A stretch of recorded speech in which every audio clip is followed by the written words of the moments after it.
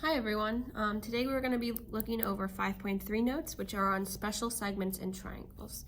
So there's a couple of special segments that we can name and triangles that allow us to determine angles, sides, all that kind of stuff. So they always do what they're supposed to do, which gives us a lot of information about that triangle.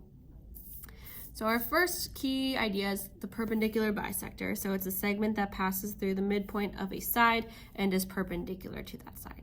So the perpendicular bisector of AB, and we've already kind of talked about the perpendicular bisector. Remember, it does two things. It passes through the middle and is perpendicular. So I'm going to say the middle of AB is about there. And then I want it to be perpendicular. So I want it to come down like this. And if we see, this is going to create a right angle.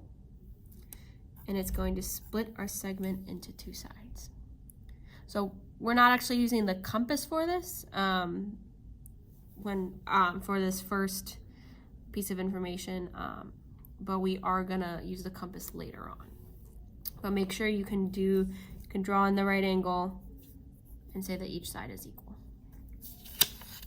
So that's our perpendicular bisector, one that we're already familiar with. Median is very similar.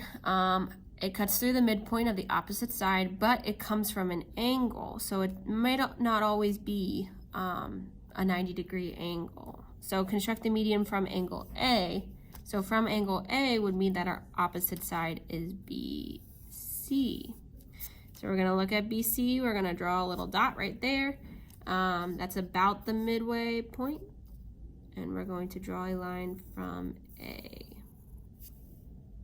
and that is our median. An angle bisector, we've already talked about this. It cuts an angle into two equal angles. So if we're looking at angle A, I'm gonna try to look at my angle now. I want to cut this in half. So I'm just gonna sketch something that kind of looks like it's about halfway. So we're going to draw our line. That is about half of my angle, and we're going to draw the little, congruent marks on our angle. And if you'll notice, the opposite side isn't evenly cut or anything. It doesn't necessarily come at a 90-degree angle. It just cuts the angle in half.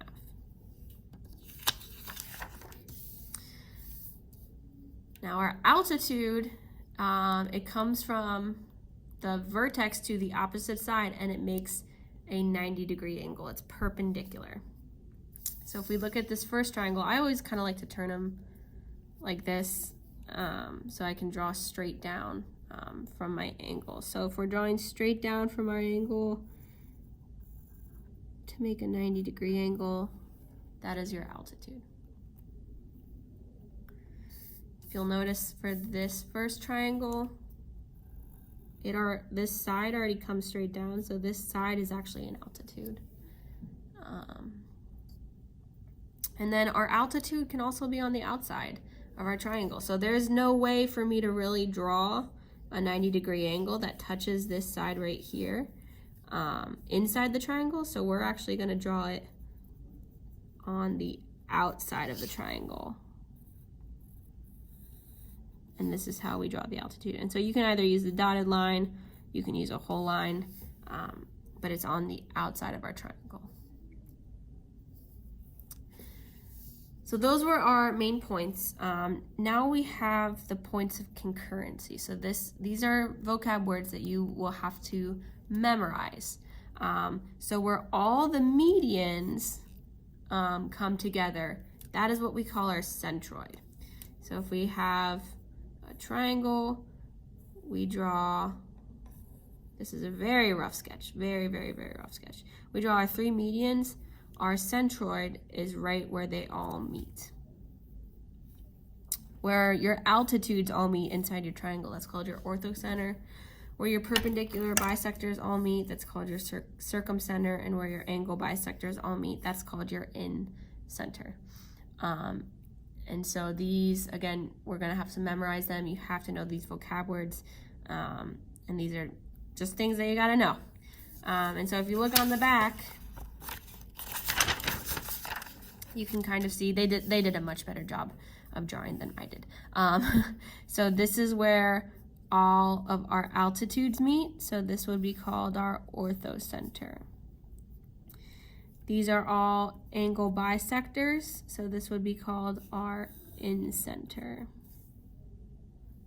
These are all, these should have marks on them. These are all where our perpendicular bisectors meet. This is called our circumcenter. And this is where all of our medians meet. This is called our centroid. All right. So like I said, you need to memorize that these, we're going to be constructing them later, but make sure you're able to kind of understand what it means for all of your points to meet in a circle. Please make sure you get through the worksheets, you get through the practices, and that you're talking to the people around you, and that you're also checking your answers with your answer keys.